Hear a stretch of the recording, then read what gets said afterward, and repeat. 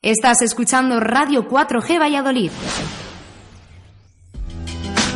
Un silencio. Un libro. Un anhelo. Batallas entre versos y letras. Lugar de encuentro entre gentes, puntos y comas. Palabras buscando un dueño. El lapicero azul.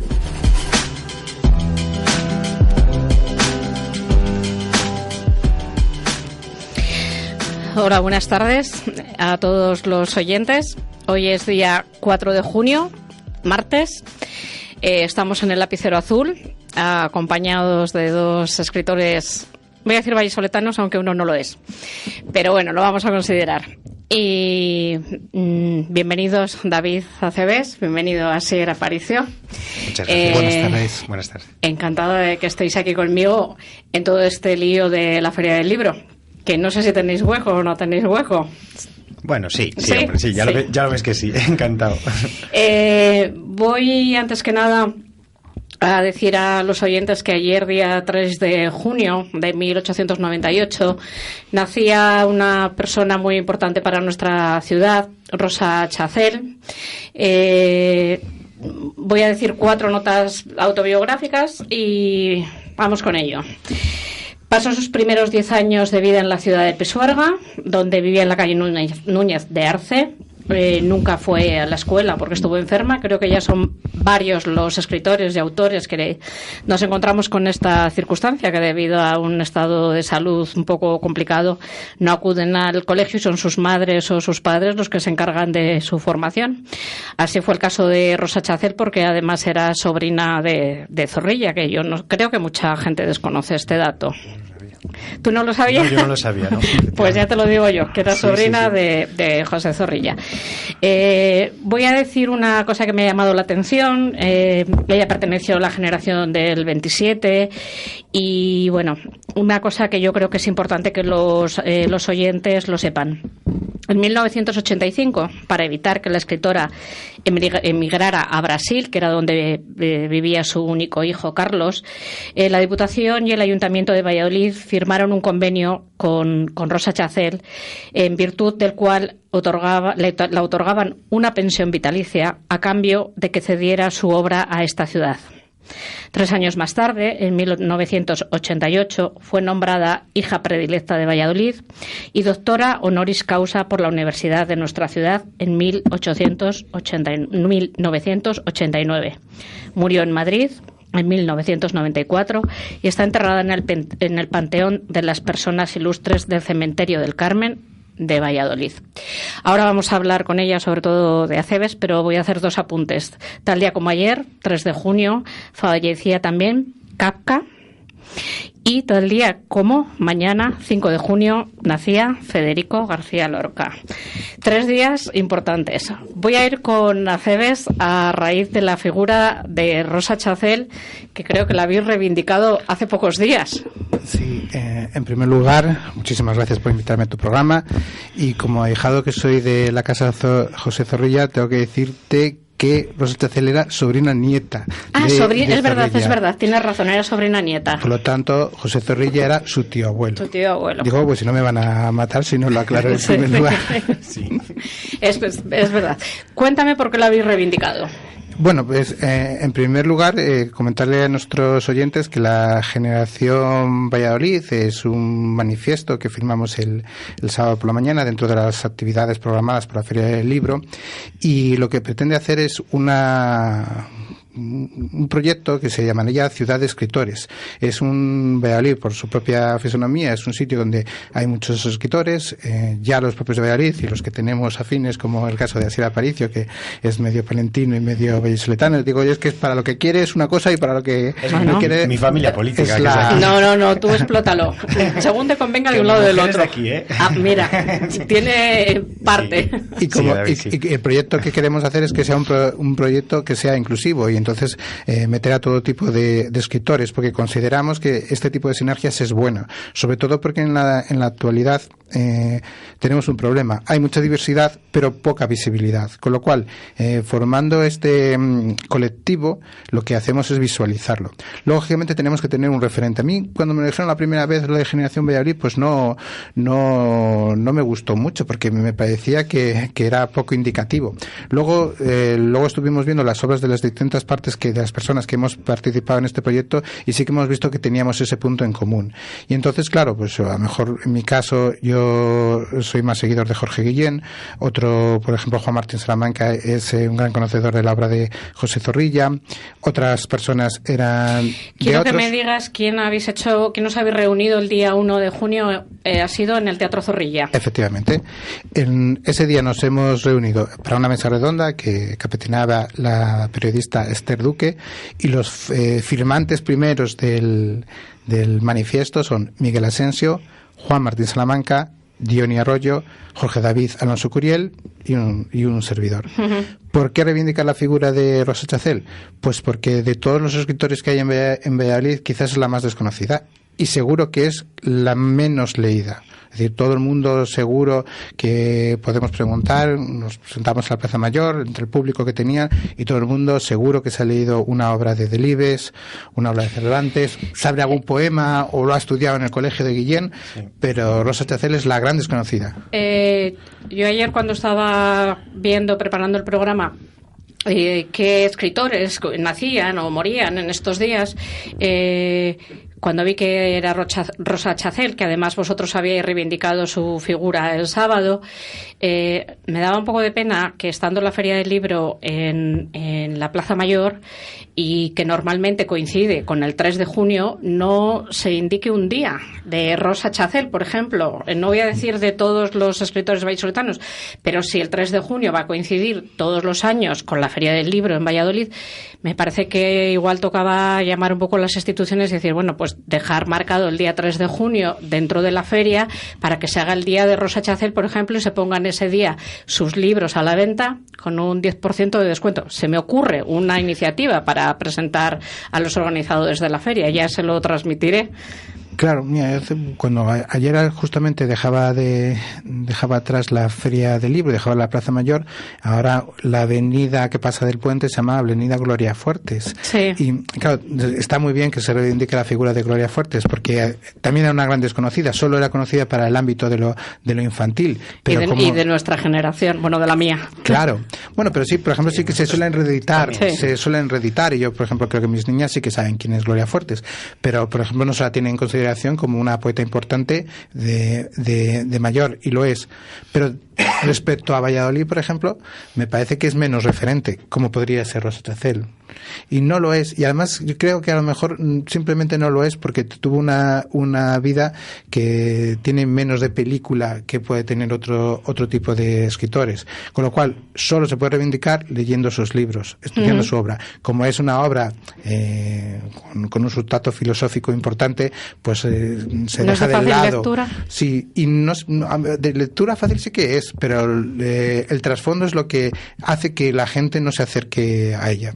Y luego, por ejemplo, en los institutos pues no se lee, y debería ser un momento en el que se puede leer. No digo que en el colegio, pero sí que en el instituto por lo menos debería ser obligada. Lectura. Voy a volver con Generación Valladolid. Aparte de la figura de Rosa Chacel, ¿qué más cosas reivindicáis? En primer lugar, visibilidad. Y para visibilidad se refiere, y tienen que poner una parte importante en las instituciones. La Feria del Libro, en esto voy a ser claro. Bueno, lo dijimos el otro día y lo vuelvo a repetir, aunque ahora me escuche todo el mundo. Un chiste que me gusta mucho, que he visto hace poco, decía: entra un cliente en una librería y pregunta, ¿tiene un libro de algún escritor? Y ahí se acaba el chiste. ¿Por qué? Porque ahora mismo todo el mundo tiene escritos libros, pero ninguno es de un escritor. Que si es de una cantante, que si es de un youtuber, que si es de un youtuber, que si es de un futbolista. Decía el otro día, hablándolo con Juan Martín Salamanca, yo, por lo menos en algunos casos son periodistas. Y me decía Juan, me dice, bueno, pero en algunos casos ni siquiera lo han escrito ellos. Con lo cual es una pena, porque la figura clásica del escritor está desapareciendo. Y nosotros como generación luchamos por ello. Por lo menos a nivel local, que creo que es importante. A ver, yo creo que es importante. Atilano estuvo ayer en la presentación y salíamos juntos a la Plaza Mayor desde el Teatro Zorrilla y a ver, yo le decía que no entendía mucho que en el programa de la feria solo estén reflejados autores a nivel nacional. Las presentaciones a las que yo estoy asistiendo, en las que te encuentro a ti normalmente, haces que estamos en todas, yo no las he encontrado en el programa, pues gracias a vosotros que lo colgáis en Facebook, gracias a tu editor que se mueve mucho, y muchas veces es muy interesante el autor que estás escuchando detrás y que no está en la caseta y me decía Tilano, antes cantaban las presentaciones, cuando estaban Recoletos, me decía, antes cantaban las presentaciones. El año pasado también. Este año yo creo que ni se hace. No, nada. Me imagino que eso también lo reivindicáis. Sí, por supuesto. Primero, como decía Unamuno y hablaba de intrahistoria, pues aplicándolo al caso yo digo que hay una intracultura. Hay una cultura general que está al acceso de todo el mundo y que tiene una visibilidad porque uno entra en una librería y tiene ese libro, y luego está los que hacemos cultura día a día. Es decir, para que Valladolid se mueva como cultura, tiene que haber gente que estamos aquí todos los días. Entonces, eso es lo que se hace de menos justamente en momentos clave. Y es lo que intenta reivindicar el colectivo, tanto en el Día del Libro como en la Feria del Libro. Por supuesto que a todos nos gustan esos escritores nacionales. También es cierto que a veces, el otro día, por ejemplo, estaba el Premio de la Crítica, un escritor increíble, y no tenía a dos personas en la cola, y había otro escritor que no le puede llegar a ningún sitio a ese, y tenía una cola enorme, con lo cual el apoyo... Yo soy testigo de eso porque lo he estado, porque bajo todos los días a dar una vuelta, pues un poco por medir el pulso, por tomar el pulso de cómo está yendo la feria, porque mi intención es, en el programa del martes que viene, traer varios invitados y hacer un poco resumen. Me gustaría un poco, este año yo estoy viviendo la feria de una forma más intensa debido al programa, y me gustaría un poco trasladarlo a quien corresponda. Lo que yo he vivido, lo que vosotros me estáis trasladando. Efectivamente estaba Tomás Sánchez Santiago, yo estuve por la mañana en la entrega del premio, me pareció un acto que merecía la pena, y tuvo una conferencia, tuvo un encuentro con un periodista y firma de libros, y es da un poco de pena lo que tú dices, que ves al lado. Pero, con todos mis respetos, María Ángeles David, yo lo viví hace 3 años con Aramburu, antes de que publicara Patria. Estaba Carlos Salen, estaba Aramburu. Yo, por casualidad, aquel año también me metieron en la caseta con ellos. Y estaba Megan Maswell, una que escribe novelas así de... eróticas. Bueno, pues había unas colas tremendas. Carlos Salen se enfadó porque le estaban invadiendo, ¿no? Sí. Y el Aramburu, pues no sé si firmó 3. O sea, es verdad, es muy indicativo de cómo están los temas. Es un poco el pulso de la cultura. Claro. Bueno, no vamos vamos a respetar a todos los escritores, por sí. Pero sí que es verdad lo que dice David, de que hay que hacer más visible la cultura del día a día. No la de es muy fácil la cultura del relumbrón y de que sale en todos los lados. Es que al final acabamos disminuyendo la cultura, acabamos leyendo solo lo que nos ponen en la jeta. Hay que rebuscar. Creo... Y sobre todo porque aquí estamos todos los días. Claro. Otros se van. Exacto. Es decir que, sí. Y nada, simplemente yo decir una cosa. En Palencia sí que se hace el Día del Autor Local. Sí. ¿Ah, sí? Sí. En la Feria del Libro de Palencia se hace el Día del Autor Local, y allí todos los autores locales tienen su momento y hablan de cada uno. Bueno, pues ya vamos a recoger dos iniciativas. Una, el Día de Rosa Chacel dentro de la feria, y otra, el Día del Autor Local. Yo sé que hay librerías en Valladolid que sí que ayudan mucho, dan mucha cobertura a los autores locales. Me parece una labor muy importante, porque muchas veces en casa no sabemos lo que tenemos, y me parece un poco triste. Pues me alegro que nos hayas acercado Generación Valladolid. Yo voy a seguir de cerca a esta generación, que además me parece... Además, es diverso, que no tocáis. Tiene que ver, sí. Cada uno escribéis de una manera. De hecho, si me permites, yo el otro día me decía, más que generación, ni siquiera grupo, lo que somos es un equipo. Normalmente la gente, para intentar hacer más fuerza, forma un colectivo y luego hace el trabajo. Aquí lo que ha ocurrido es que nos hemos ido ayudando los unos a los otros. Uno le ha hecho una entrevista a uno, otro hacía una presentación, otro le podía dedicar un libro, yo que sé, haciendo distintos tipos de cosas. Y entonces ahí cuando se ha formado el equipo. Entonces aquí ya nos hemos dado cuenta. Ahora son gente que nos llevamos bien, conocemos de qué pie coge a cada uno, intentamos hacerlo para que sacara un proyecto adelante. Y además, vuelvo a repetir, no es excluyente, sino que todo el mundo que quiera puede firmar el manifiesto y... Vale, pues hacemos un llamamiento desde aquí a todos los autores vallisoletanos o palentinos. Me apunto. Me apunto. Bueno, es que a ti te consideramos de aquí. Gracias. Que quieran formar parte de este colectivo, pues que se pongan en contacto con vosotros. Y se me estaba ocurriendo una pregunta, si quieres la contestas o si no quieres no. Yo no sé si es una pregunta conflictiva.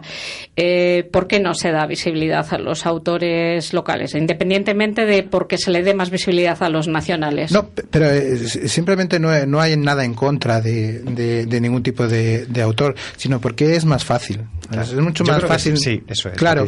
En mi caso, por ejemplo, los libros infantiles, yo tengo un libro infantil en el que la característica es que tiene mucha más letra que dibujo. Sí. Cuando la industria de la literatura infantil lo que hace es todo lo contrario, pues resulta más fácil poner esos libros que el niño va a entrar y va a decir, quiero este. Entonces, claro, es mucho más fácil que convencerle que lo bonito que tienen las historias está en las letras y por lo tanto tienes que acercar a los niños a ese tipo de historias. Es más fácil y como es más fácil, tiene menos visión. Es decir, lógicamente, si yo pongo a una persona que va a tener muchísima firma, pues le pongo. Y dicho eso también me parece bien. Lo que no me parece bien es que se tape o que se ningunee otro tipo de actividades. Y de gente muy todo el mundo. Claro. No, y como tú decías, David, vamos a empezar a reivindicar la figura del escritor, no del que vende libros. Son dos cosas distintas. Claro. Entonces, eso hemos cambiado antes de tema. Yo creo que estamos equivocando un poco la escritura o la cultura de la escritura con todo el que vende un libro, que no es lo mismo. Claro. Que no es lo mismo. Claro. Yo antes siempre decía que escritor es todo aquel que escribe un libro y estoy empezando a cambiar un poco de opinión. Pues vamos a ir contigo, Asier, que yo creí que ya no podías hacer nada más de todo lo que hacías, que voy a recordar a los oyentes todo lo que has hecho y todo lo que haces, pero aún así haces más cosas. Asier Aparicio Fernández nació en 1976 en el País Vasco, pero vives en Valencia. Licenciado en Teología, diplomado en Educación Social, trabaja actualmente como profesor de la ESO y bachillerato. En su haber, 54 obras de teatro, 3 discos de canciones inéditas con el grupo Contraste, 5 novelas, literatura infantil, un montón de premios y ahora un libro de relatos que se llama Crónicas Lunáticas. Venga, cuéntanoslo. Bueno, ¿preparados para ponernos locos todos? A ver. Pues nada, Crónicas Lunáticas es un libro que nace un poco del enamoramiento por la ciencia ficción, ¿no? Bueno, está avalado por Diony, que Diony es una autoridad de la ciencia ficción, ¿no? Y yo le pedí que hiciera el prólogo y bueno, pues lo leyó, le gustó mucho. Y bueno, a mí me parece que la ciencia ficción, también lo estaba hablando hace poco con Diony, pues yo creo que es un género, por desgracia, en España poco valorado. Porque, bueno, creo que era Unamuno el que decía, ¿no?, en torno al casticismo, que aquí en España somos más de... Si vemos un duende, no, somos más realistas, ¿no? Y que en cambio los anglosajones son más dados a la fantasía, a los duendes, al mundo de... Bueno, entonces, a mí me apetecía, porque siempre me gusta retarme en todo lo que hago. Digo, no, pues, ya lo veo ya. Claro, digo, pues tengo que hacer algo distinto, tengo que hacer un homenaje a la ciencia ficción, a la buena ciencia ficción. Siempre para escribir hay que leer mucho y disfrutar mucho de la lectura y admirar a los grandes, ¿no? No, un escritor no debe plagiar a los grandes, lógicamente, pero debe inspirarse en ellos, ¿no? Y bueno, pues después de mucho leer a Wells, a Bradbury, a Huxley, a Asimov, a un montón de... Pues digo, voy a hacer mis pinitos, ¿no? Y voy a hacer 13 relatos. Tú has hecho un guiño con tu título a algún autor importante. Claro, a Crónicas Marcianas, ¿no? De Bradbury, eso es. Sí, la verdad que es un libro encantador. Para quien no lo haya leído, pues es un libro precioso y, bueno, precioso, muy sugerente, más que precioso, ¿no? Muy pero sugerente. Tiene que ser amantes de la literatura fantástica, de ciencia. Claro, pero yo también veo que ahí le hemos puesto un estigma a la literatura fantástica de ciencia ficción. Lo que decía antes, es que ¿qué pasa? Que el español no piensa, porque al final la literatura de ciencia ficción es eso, es una literatura reflexiva, más filosófica. En tu libro pones una nota de autor un poco hablando sobre el tema, pones en palabras de Julián Marías y un poco hablas de la imaginación y bueno, claro. A mí me ha parecido interesante que creo que aunque solo sea por las notas de autor merece la pena. Venga, pero no solo leáis las notas de autor. No. Voy a contar a los oyentes que yo, como conozco a David y conozco a Asier, he hecho un poco de trampa y les he pedido a cada uno que me preparase las preguntas del otro. Yo les dije que igual me portaba un poco mal y las mezclaba, pero como han sido muy serios, yo les voy a hacer a Asier las preguntas que ha formulado Acebes y Acebes las que ha formulado Asier. Y yo luego os voy a hacer una batería de preguntas un poco menos serias que vosotros, que sois un poco serios. Vale. Venga. Las preguntas que te haría Acebes, Asier. ¿Qué hace un licenciado de teología como tú emulando a Ray Bradbury? Bueno, pues ahora sí que voy a hablar de la nota del autor, que decía María Ángeles. Hombre, a mí me parece que hay un nexo de unión muy importante entre las religiones, la filosofía, la ciencia ficción y la filosofía de la ciencia, ¿no? Es decir, al final la ciencia ficción está hablando de lo que puede estar por venir, ¿no? De la imaginación. La ciencia funciona con fe. Las teorías científicas, hasta que no se comprueban, son pura fe y se sostienen por fe, ¿no? Entonces, me parece que tiene mucho que ver. Y bueno, pues de eso habla también un poco la Biblia. Y no te digo nada de los profetas, ¿no? Y pues claro, están hablando, o el Apocalipsis o tal, están hablando de un mundo que es posible, o que en el sentido positivo o negativo, las distopías, ¿no? Es decir, si cogemos un camino, mira lo que nos puede pasar, y si cogemos otro, pues a lo mejor nos va mejor, ¿no? Este libro es un toque de atención pues ante temas como los nuevos autoritarismos que están surgiendo, la gran llamada de la tierra, ¿no? Del medio ambiente y otras cosas más. La pérdida de intimidad en esta sociedad que estamos viviendo. Por ahí van un poco los temas, ¿no? Yo te voy a poner una nota divertida. Cuando estaba leyendo El reproductor de palabras, uno de tus relatos, ha habido un momento que he dicho: nos va a desvelar quién asesinó a Kennedy. Estaba esperando a ver si nos lo Pero no dije nada, ¿eh? No, además lo has llevado muy bien el tema, pero ¿me vas a permitir que lea las dos últimas frases del relato? Y ahora sabemos que no existe un camino más seguro para la paz que el sometimiento y la ignorancia. ¿Tú crees que un pueblo ignorante es el más fácil de someterse? Es una nota cínica, ¿no? Es decir, yo hablo ahí con cinismo y con ironía. No lo creo, pero realmente muchos lo creen. A lo largo de la historia muchos lo han creído, ¿no? Acebes, ¿tú qué crees? Fíjate, la verdad es que cuando te enfrentas al libro de Asier, cuando siempre le ponemos a todo una etiqueta, claro, nos lo están vendiendo como ciencia ficción y uno piensa, bueno, pues va a ser una cosa ligera, y te lees los relatos. Además, da la casualidad de que yo conseguí el libro este sábado y enseguida me puse a leerlo. Y cada vez que leía uno decía, cada vez uno más terrible. Muchos son muy kafkianos también. Y sobre todo tienen un sustrato filosófico. Por eso le he hecho yo esta pregunta, porque todos te indican algo. Todos están, lo que menos es la anécdota de si es un cibor, si dónde ocurre, sino lo que hay detrás. Y ello lo construye como teólogo que es, o filósofo, que además es muy curioso, porque normalmente no conoces a una persona que tenga esos estudios. Sí, claro, es cierto lo que dices, David. Hombre, son relatos que tienen doble lectura también. Los jóvenes que se acerquen pueden quedarse con la historia simplemente y tal, pero tienen carga de profundidad, qué duda cabe, ¿no? Porque sí que están un poco diseccionando nuestro mundo, ¿no? Sí. Como creo que debe ser la buena ciencia ficción, ¿no? Yo he tenido vuestros libros a la vez, el del perro que escribía poemas de amor y el tuyo, Crónicas Lunáticas, y alternaba, iba leyendo uno de cada libro porque, a ver, los tuyos también hacen pensar, aunque sean infantiles, porque tienen una carga importante, pero los de Asier tenías que parar y cerrar y decir, bueno, me voy a hablar un poco más ligero, aunque también tiene muchísima carga los tuyos. Y bueno, voy a por la segunda pregunta que te haría David. ¿Cuáles son tus referentes? ¿En este libro? Sí, en este libro parece ser, está él aquí. Sí, ¿no, David? Sí, bueno, a mí una de las características que tiene la obra, y eso repite siempre, es que abundas mucho en las citas. Son unas citas muy pensadas. Aquí tienes muchas citas de los clásicos de la ciencia ficción y autores clásicos también. Sí, bueno, pues efectivamente las citas se da un poco pista, ¿no? A mí autores que me entusiasman, pues eso, Aldous Huxley y Su Mundo Feliz, Orwell y su su 1984 y Rebelión en la Granja. Wells, con todo lo que tiene, para mí Wells es maravilloso, ¿no? Lo bien que escribió sobre... Y luego pues está Asimov, está Bradbury, que me parece Bradbury fascinante. Bueno, en Fahrenheit debería leérselo todo el mundo, ¿no? No sé, pero luego también aparece algo de los viajes de Gulliver y aparece algo de Kafka, que tú también lo mencionabas. De Borges. ¿no? De Borges, efectivamente, sí, porque hay un relato que tiene mucho que ver con el Alex. Cervantes le nombra. Les nombra sí, varias veces. Nombra. Sí, Sí, Cervantes nombra varias también, veces, ¿no? sí. Entonces, bueno... Os voy a hacer una pregunta a los dos, aunque la he hecho a Cebes a Sier. ¿Qué añaden a tu libro las ilustraciones? En tu caso es Manuel Zapico y en el tuyo no quiero dejar de nombrarla porque me parece una mujer muy interesante.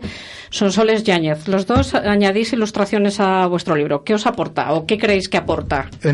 Fíjate, en el caso de Asier yo le hago esta pregunta porque él no falla con el tema de las ilustraciones porque, bueno, como yo es un presunto libro de literatura infantil, va de suyo que venga acompañado de ilustraciones. Pero en su caso son ilustraciones, bueno, aquí en un relato, pero hasta en las novelas acompaña siempre ilustraciones, con lo cual yo creo que luego nos explique él por qué lo hace. Yo en mi caso, ¿qué puedo decir? Yo creo que he escrito el libro para que ella hiciera las ilustraciones. Para mí es muy muy importante, claro, a mí mucha gente, cuando hicimos el primer libro, Sonsoles no era profesional del mundo de la ilustración, y ahora que uno pues ya empieza a tener su carrera y puede conocer a más ilustradores, yo quería que volviera a hacer ella, pero ya desde otra óptica que ya sabemos qué es lo que queríamos transmitir, y son unas ilustraciones que desde mi punto de vista son perfectas porque acompañan al texto, sí, y no lo distraen, y además es muy importante porque cuando, por ejemplo, yo se lo voy leyendo a mi hija pequeña, la niña va mirando y obliga a verlo. Claro, en la mayoría de la literatura infantil las ilustraciones tienen muchísimo dibujo y poca letra, y entonces se dejan llevar por eso. En un mundo dominado por lo audiovisual, pues la atención se difumina, con lo cual las ilustraciones que tiene Sonsoles hace que se fijen, y entonces se fijan, mira esa nariz, fíjate, sí, esas gafas, y eso es algo que solo lo sabe transmitir Sonsoles. Sí. ¿Y en tu caso? Yo primero decir que es verdad que Sonsoles tiene un trazo dulce, tiene un trazo que invita a leer las historias de David, es verdad, se han compenetrado muy bien, da gusto.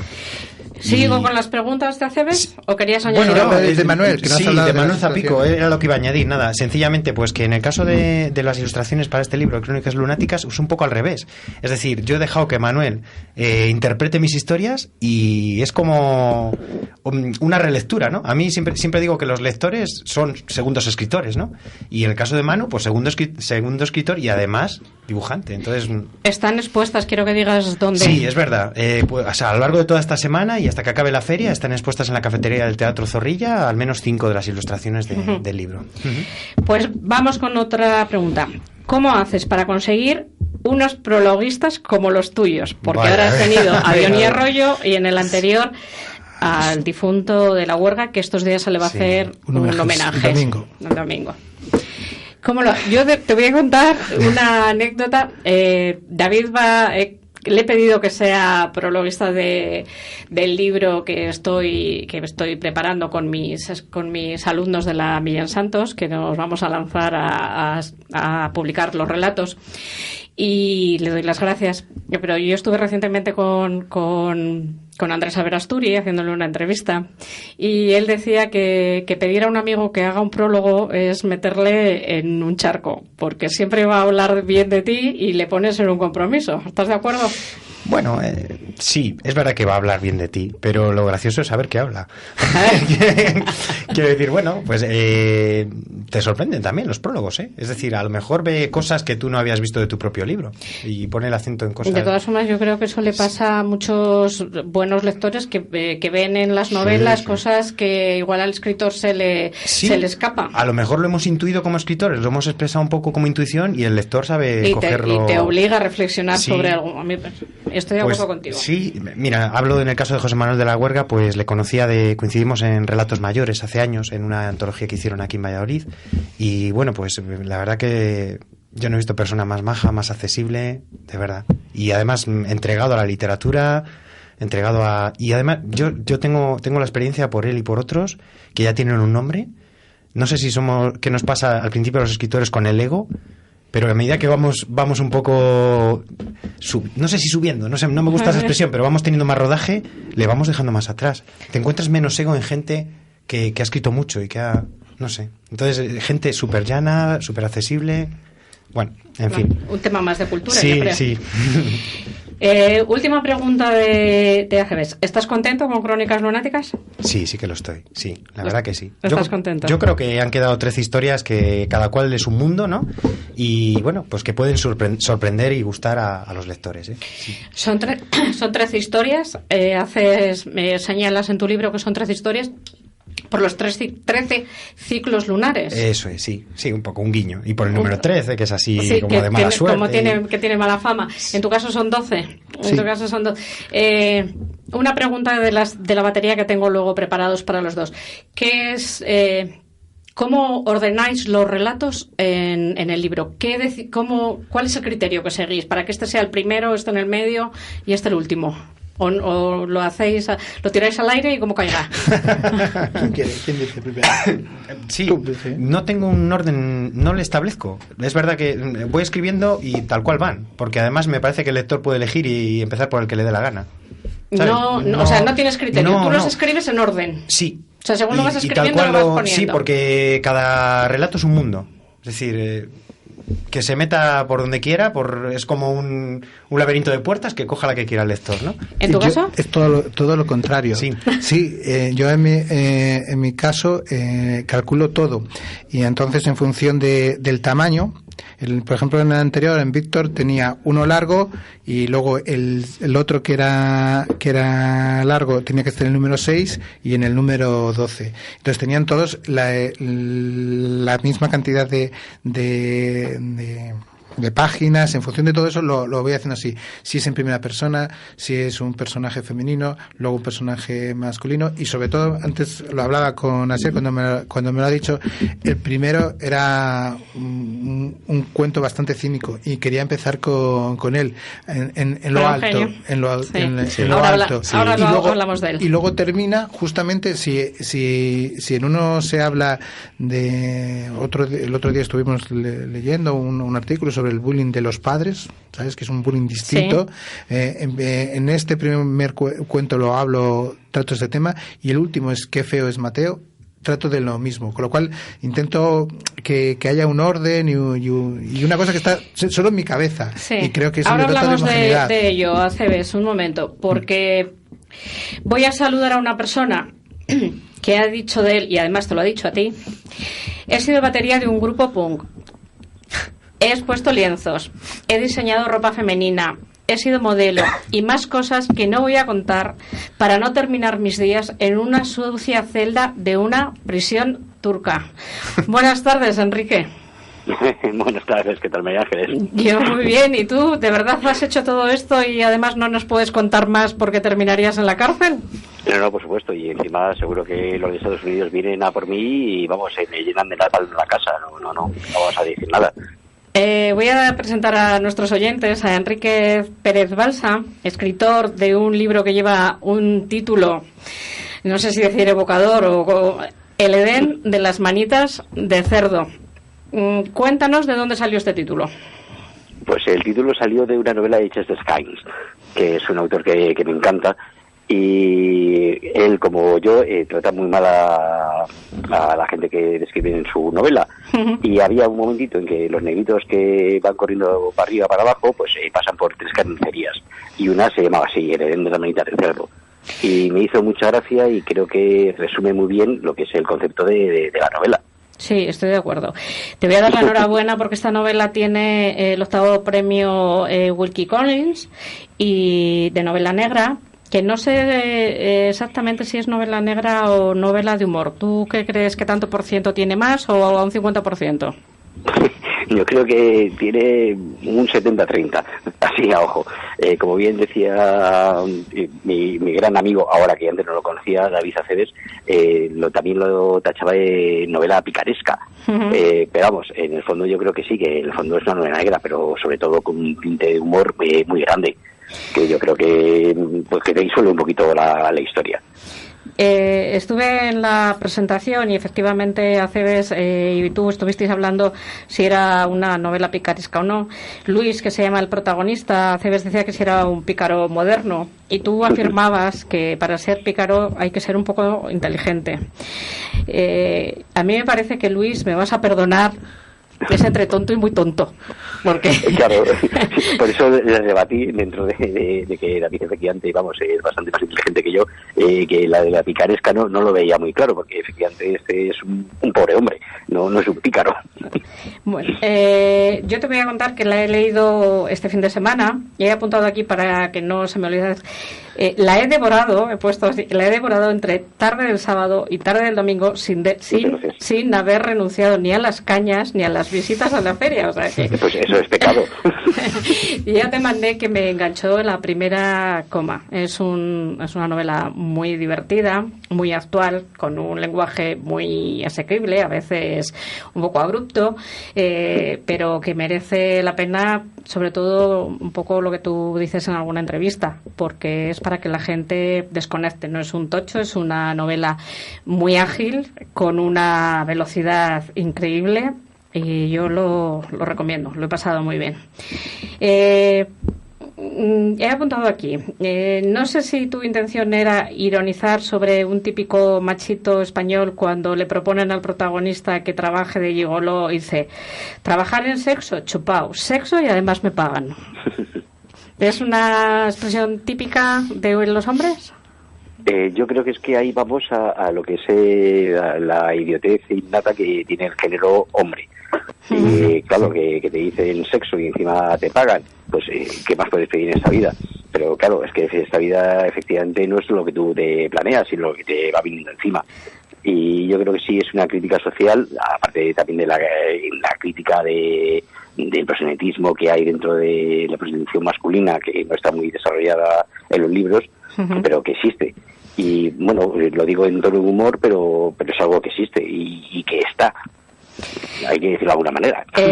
¿Tú dirías, Enrique, que en tu novela a este personaje, si algo le puede salir mal, probablemente le saldrá peor? Hombre, por supuesto, ahí está el nihilismo y por supuesto lo de la tostada que se cae siempre boca abajo. Está claro. Pero eso es lo que no va a pasar a cualquiera si te metes en un embolado. Sí, además que se mete sin pensar. Me imagino que en muchas entrevistas habrán hecho la broma de tema de gigoló, que si es autobiográfico, que cómo te has documentado. Yo te voy a hacer una pregunta. ¿Tú eres tan irreverente como parece que lo eres o es postureo? Yo creo que es más bien postureo, pero quieras que no, algo de reverencia hay. En el fondo, pues, hombre, tampoco soy un chavalote, por desgracia, ya tengo muchos añitos y he leído mucho, he pasado mucho, como todos en la vida, y esa reverencia al final tienes que soltarla de alguna manera. ¿Cómo la sueltas? Pues en mi caso, en este sentido de una novela, pues casi caracterizada de la posta. En plan gracioso. He estado leyendo sobre los personajes. Aceves dice que su personaje favorito es la tía. Yo voy a coincidir contigo que mi personaje favorito es Ramón. No voy a desvelar más a los oyentes. Son dos personajes que probablemente pasen a la historia de la literatura. Fíjate lo que te digo. Sobre todo, fíjate que más la tía que Ramón. Y bueno, creo que también te han dicho que es una novela que podemos cualquiera que la leemos imaginarla en una pantalla. No sé si está dentro de tus planes. Hombre, en mis planes está, por supuesto, y una pantalla y que hagan teatro y luego musical y... Bueno, nos llevas a todos de gira, ¿no? Claro, yo por mí que hagan lo que sea, pero sí le veo que podría tener, digamos, pues una película. Yo creo que sí es peliculable, es muy divertida, tiene muchos saltos y yo creo que puede enganchar al que no sea lector, pero que sí sea... gente que le guste el cine o la televisión, yo creo que se le engancharía. Pues yo desde aquí, si me está escuchando algún guionista, algún productor, que se pongan en contacto con Enrique Pérez Balsa, que creo que va a ser un éxito seguro. Muchísimas gracias. No sé si Aceves te quiere saludar, decirle algo. Está ahí. Sí, aquí estoy, Enrique. No, es que caballero, ¿qué tal? Maestro, ¿cómo estamos? Últimamente no te libras de mí. No, encantado la vida, hijo. Sí, la pena es que nos estemos cerca para estar de cañas todos los días. Te voy a dejar porque, bueno, mis oyentes saben que las entrevistas por teléfono no son mi favorito, pero quería que los oyentes te escuchasen porque la verdad es que tu novela merece la pena. Enhorabuena, Enrique, por esta novela. Si pasas por Valladolid, te espero en estos micrófonos, ¿vale? Sí, la pena es eso, que estoy firmando el viernes el sábado, pero claro, yo tengo que trabajar, es las cosas que tenemos los autores, que no vivimos de ello.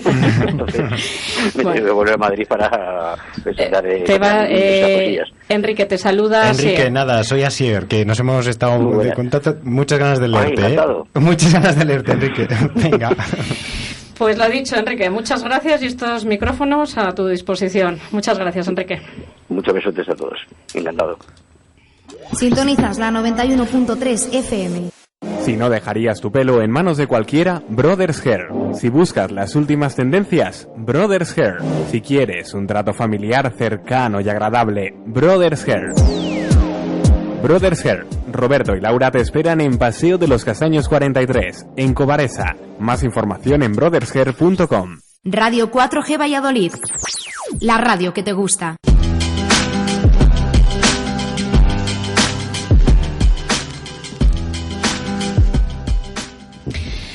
Bueno, pues te toca otra vez, Aceves.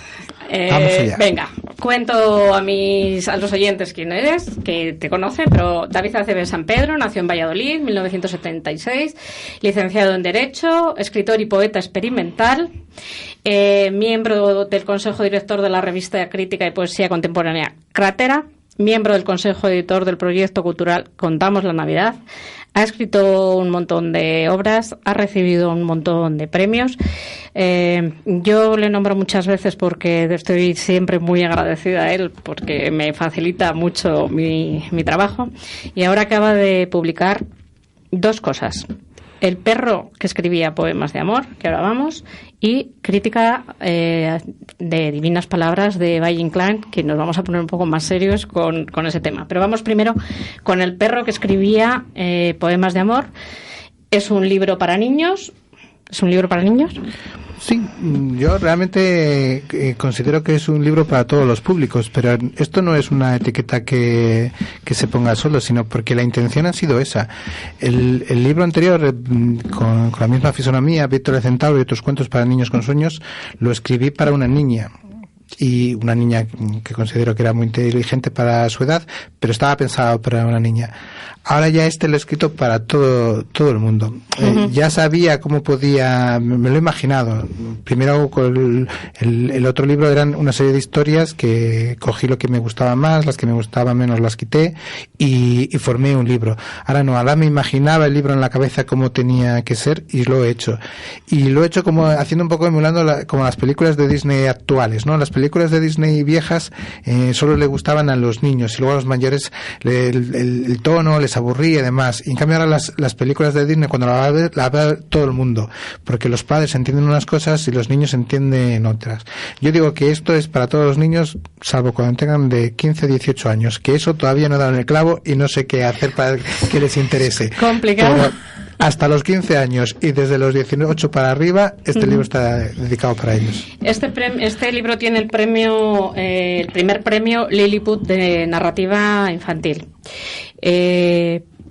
Yo, como voy conociendo un poco a Aceves, me ha hecho muchísima gracia el primer relato, el de Eugenio, porque sé que te encanta lo de poner nombres polisémicos que den lugar a más de una interpretación. Sí, al otro día mi hija pequeña estaba leyendo un cuento de Care Santos y aparecía también la referencia de Eugenio. Sí, los títulos juegan un poquito con la rima sonora. La lagartija pija, Eugenio el genio, qué feo es Mateo, y de ahí surgen una serie de ideas. Por ejemplo, pues la versión moderna del Patito Feo, pues es ese que es niño que se llama Mateo. Como en el caso de Eugenio el genio, está escrito para aquellos padres que piensan que sus hijos son los más listos, que es una de las características que tienen todos los padres. Para eso, como creemos que son más listos, entonces lo que hacemos es apuntarle a todo tipo de actividades y demás. Me decía Asier, es que el problema del bilingüismo, él como profesor lo sabe bien, es que tenemos un problema. Yo decía, no, prácticamente en este caso el bilingüismo y el inglés es un componente humorístico, pero realmente el trasfondo es todo lo que como padres hacemos a nuestros hijos, y es una especie de bullying que no está estudiado y que un día nos va a saltar en la cara. A mí me ha resultado muy curioso, está escrito con muchísima ironía, me ha resultado divertido leerlo. Me imaginaba que iban por ahí los tiros, efectivamente. Creo que los padres de nuestra generación o de la mía no sabemos muy bien lo que estamos haciendo con nuestros hijos. Algún día nos pasará factura. Y bueno, tratas luego otros temas actuales que a mí me han llamado la atención. El príncipe Fideo. El rey Fideo. El rey Fideo. Y su hijo es el príncipe Spaghetti. Quiero que lo cuentes tú, a ver si es la idea que yo tengo. Un poco lo que yo he entendido es a ver, que tenemos que estar delgados, estupendos, divinos de la muerte, un poco las dos cosas, contra la obesidad, pienso, y lo que es la estética y todo lo que no es estéticamente correcto, cómo lo apartamos, y todo lo que no le va conveniendo, no le conviene al príncipe, lo va apartando.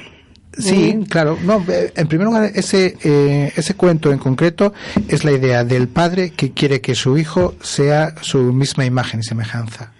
Entonces, como él es el rey Fideo, conoce a una mujer, se casa con ella, se convierte en la reina alfiler, y claro, tienen un hijo, y ¿qué quieren? Que sea el príncipe Spaghetti, y de repente el príncipe, en lugar de ser Spaghetti, es albóndiga, y entonces tienen un problema y no saben reaccionar a ese problema. Y luego tampoco quiero adelantar de contar lo que es, pero ahí está, siempre está el trasfondo de lo que queremos ser y lo que queremos hacer con nuestros hijos. Tengo que decir que yo no he pasado por muchas fases depresivas, depresivas me digo en el sentido de que este libro lo escribí en una época de bajón, y dije, no me importa nada, voy a escribir lo que siento y lo que veo a mi alrededor, y ahora lo salto a la cara. Lo he disfrazado con este tipo de personajes y cuestiones de niños, y ahí la inspiración me vino, y la verdad es que estoy muy contento porque esos personajes realmente los crearon en esa fase de bajón. El burro autista, ¿no? Pues es una parodia de triste, burro. ¿eh? Sí, es duro, ¿no? Es un cuento duro. Sí. Mira, pues ese cuento se me ocurrió haciendo una presentación en un pueblo de Segovia, no voy a decir el sitio. Había una presentación y había mucha gente, y había unos padres con un niño con autismo, y entonces el niño con autismo reaccionaba con algunos gritos y demás, y los demás niños se reían. Y entonces al final pues fue la madre la que sacó al hijo, y luego volvieron y estuvimos hablando. Qué duro es, como no se dan cuenta las personas, digamos, normales de las personas que son diferentes, y de ahí va todo es un problema, es un problema de educación que concierne a los padres. Los padres somos los que tenemos que hacer ver que hay diversidad, que hay diferencias, y que eso no quiere decir nada. En este caso la encima es una metáfora, porque el burro lo único que hacía era feliz dando vueltas a la además lo escribes perfectamente. Él era feliz en su mundo, y que nadie le molestase, ni él molestaba a los demás. En cambio, los demás, en este caso los demás animales de la granja, empiezan a hacerle una broma.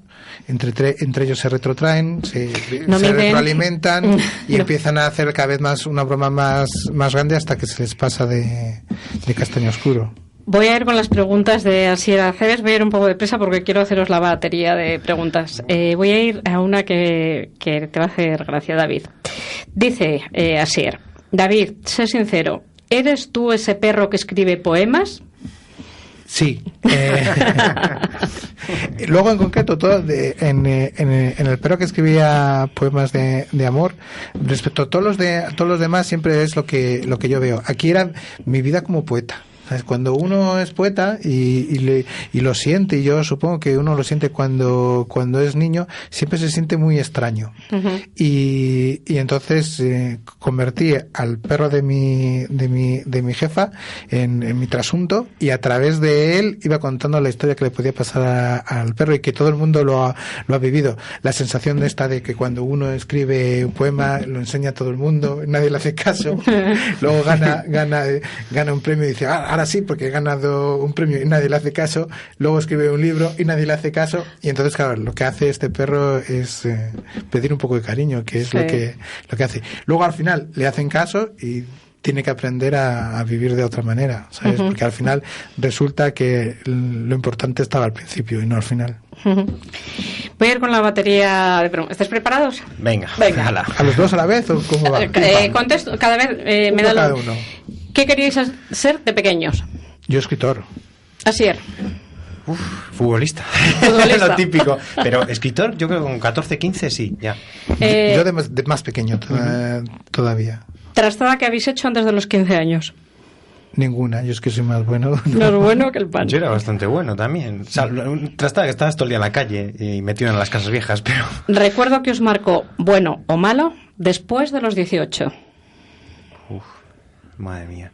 Sí, tengo algunos malos y duros, pero bueno. ¿Quieres compartirlo o no? El peor, que perdimos nuestro primer hijo en el parto, por ejemplo. Eso me ha marcado mucho. Yo creo que, fíjate, empecé a escribir más en serio a partir de ahí. Uh-huh. David.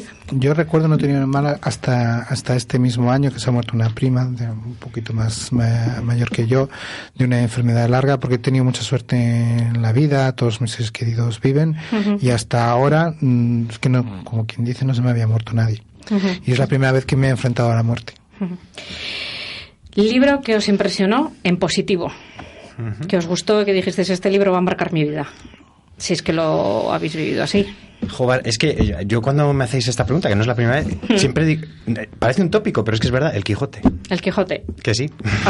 A mí de pequeño me gustaba, y no me acuerdo ahora mismo del autor, que un libro infantil que es Lumbánico, el planeta cúbico. Ese era un libro de barco del vapor, sí. De la colección Naranja, y para mí ese libro me marcó completamente. Y Coleta la poeta, de Gloria Fuertes. ¿Cómo se nota que nos llevamos 11 años? A mí eso ya me pilla fatal. Libro que os marcó de forma negativa, si queréis decirlo. O sea, decir, este libro, dije, no me gusta, no me lo han recomendado. ¿Hay algún libro que dijo, no me ha gustado? Yo más que no gustar, es uno que he empezado 2 veces, le tengo que acabar algún día, pero El Ulises de James Joyce, lo siento. Es como la penitencia de muchos. David. No, a mí ninguno, porque no tengo ningún problema en dejar los libros. No. Si empiezo a leer algo y no me gusta, lo dejo enseguida, no tengo problema. ¿Hay alguna peli que os haya gustado más que el libro?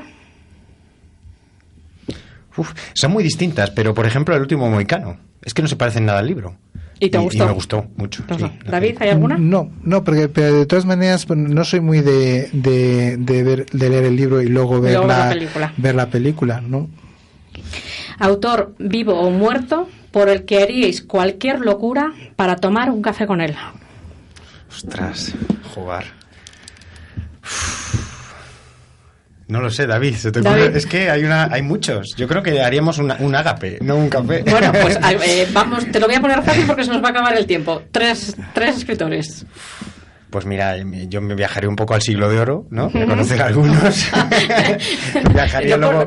complicando, venga, rizando el rizo. No sé, viajaría luego al siglo XIX, me gustan mucho algunos autores del realismo y tal, y a la generación del 27. Sí, estaría bien. Yo ahora mismo, en este momento, me gustaría con Jorge Guillén, uh-huh. y luego de siempre, pues de Lorca y con García Márquez. Yo creo que son los 3 que más me gustaría. ¿Y qué locura seríais capaces de hacer para conseguir eso? Ninguna. Tengo muchos los pies en la tierra y no. El lunático es él, claro. ¿Tú serías capaz de cualquier cosa? Leer. ¿No? Leer.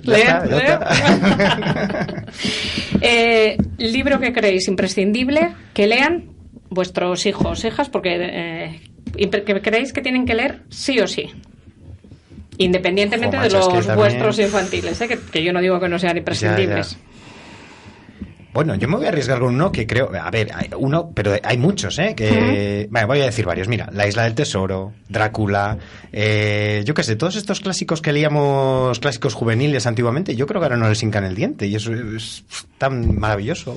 Sí, yo no tengo ninguno porque creo que cada uno tiene que encontrar su gusto. Sí, y también. Nos pasa entre los escritores, es decir, hay escritores que... Pues, por ejemplo, a mí Cortázar, que es un autor tan imprescindible, a mí nunca me ha llegado o me ha influenciado como por ejemplo Borges, pero no tengo que decir que las niñas lean a Borges, porque a lo mejor ellos no encuentran lo que he encontrado yo. Y una cosa, María Ángeles, que empiecen con los cómics, hombre. Sí, estoy de acuerdo contigo. Mortadelo y Filemón, Asterix, con todo lo que... Bueno, mis niñas lo tienen fácil porque tienen la colección entera de Super López, que soy genial. Qué bueno, Super López. Obra del otro, o sea, de Asier, obra de David, obra de Asier, ¿qué más os ha gustado? A ver, yo lo que llevo leyendo de este último me está gustando mucho, ¿Del el perro que escribe, sí. A mí, lo que más me ha gustado es la novela El árbol nazarí, esa es la que más me ha gustado. Y que no le he leído todo, me está emocionando. No sé si al final... Porque claro, los relatos pueden, a lo mejor que algunos te gusten más, algunos te gusten menos, pero la novela del árbol nazarí me parece que es una obra de arte. A ver, os voy a dar tramos para que digáis cuánto gastáis al mes en libros. Menos de 20, entre 20 y 60, más de 60. Yo más de 60. Yo creo que algún mes entre 20 y 60 y otros más de 60. Más de 60. Sí. Confesad, ¿pirateáis libros? Nunca. No, nunca. ¿Y música? Nunca. Porque los dos tenéis que ver con la música. Sí, no, música tampoco. ¿Tampoco? Voy a contar a los oyentes que, lo he dicho al principio, que Asier pertenecía al grupo Contrastes y Aceves ha compuesto la música para el grupo La Cueva de Zaratustra. Componer la música, no. La letra, perdón, la letra. Bueno, ¿cómo decidís el orden de los relatos? Que ya os lo he preguntado, y la importancia de las ilustraciones en vuestros libros, que también os lo he preguntado.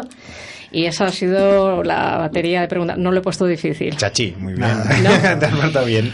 Voy a aprovechar los últimos minutos, con vuestro permiso, para saludar a una oyente que no conozco, que se llama Lucía.